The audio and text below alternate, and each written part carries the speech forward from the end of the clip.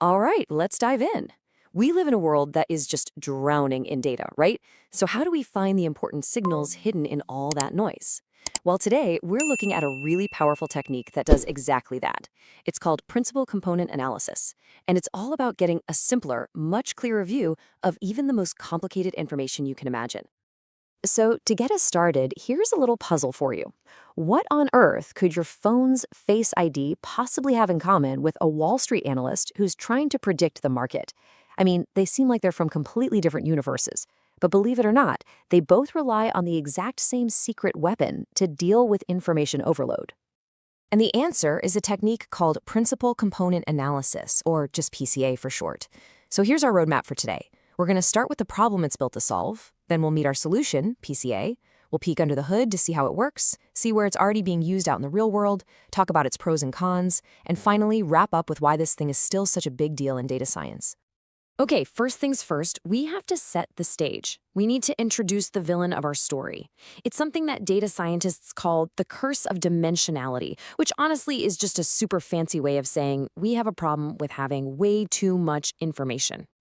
Now, that sounds a little backwards, doesn't it? You'd think more data is always better. But in the real world, when you have too many features or, dimensions in your data, it starts to create some really serious headaches.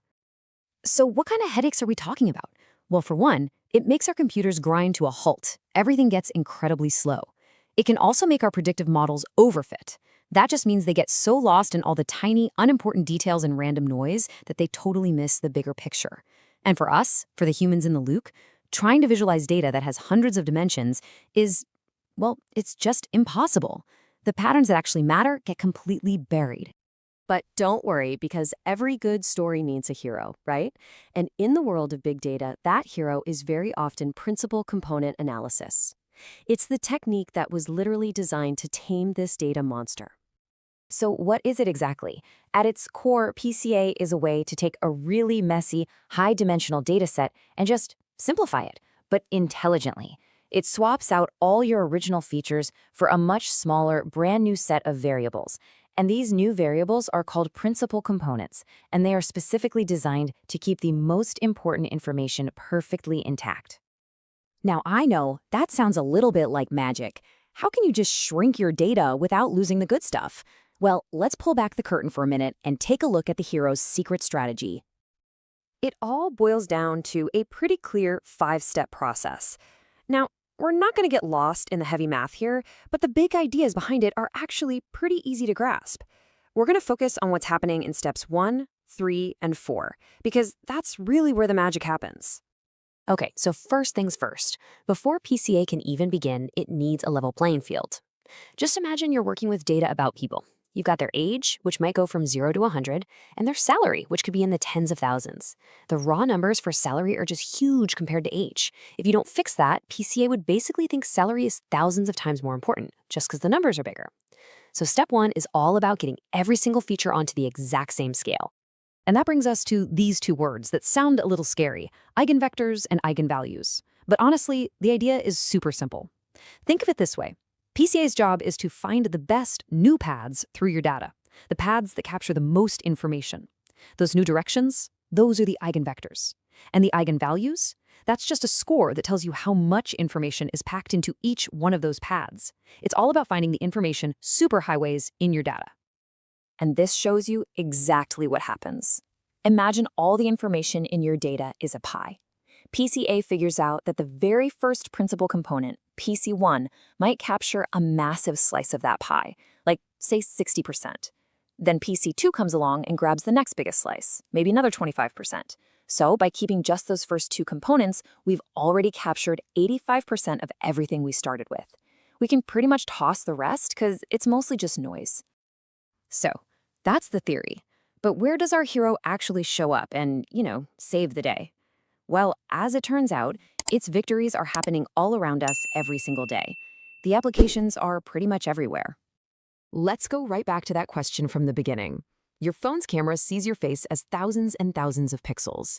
Instead of trying to analyze every single pixel, PCA boils all of that down to just a handful of key principal components, the essential features that make your face unique. And that's how it recognizes you in a split second. It's also the reason you can send really high-quality photos without it taking forever. PCA is a key part of compression, like in JPEG files. It figures out how to reduce the amount of data needed to store the image by focusing only on the components our eyes actually notice. The result? Much smaller files with almost no loss in quality. And what about that Wall Street analyst? Well, financial markets are affected by countless different things all at once. PCA helps analysts cut through all that complexity and distill it down into a few key trends that are actually driving the market. That helps them build better portfolios and manage their risk. And honestly, the list just keeps going. I mean, from helping doctors analyze complex genetic data to improve diagnoses, to powering the recommender systems that tell you what movie to watch next, PCA is a fundamental building block of our modern world. But look, no technique is perfect. Even our hero has its limits, and it's really important to understand what the trade-offs are when you decide to use something like PCA. The really big idea here is this trade-off. On the one hand, yeah, PCA is amazing. It cuts down complexity, it speeds things up, and it's incredible for visualizing your data.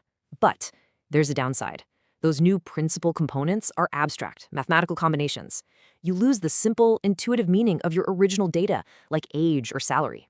And you always lose a little bit of information. Plus, PCA really shines when the relationships in your data are basically straight lines, not super complex curves. So you might be wondering, with all these new super fancy algorithms out there now, why are we still talking about a classic technique like PCA? Well, it's because it is a truly fundamental tool. And really, this quote says it all. In an age where data is just getting bigger and bigger, the ability to simplify, to find that signal in the noise, and to make our models faster and better, that's more valuable than it's ever been. And PCA is still one of the most elegant and powerful ways to do just that. And that kind of leaves us with one last thought. We've seen how tools like PCA can take information that seems impossibly complex and find its simple, essential core. So the real question isn't just how we analyze our world anymore. It's about which big, messy, important mysteries we're going to choose to solve next.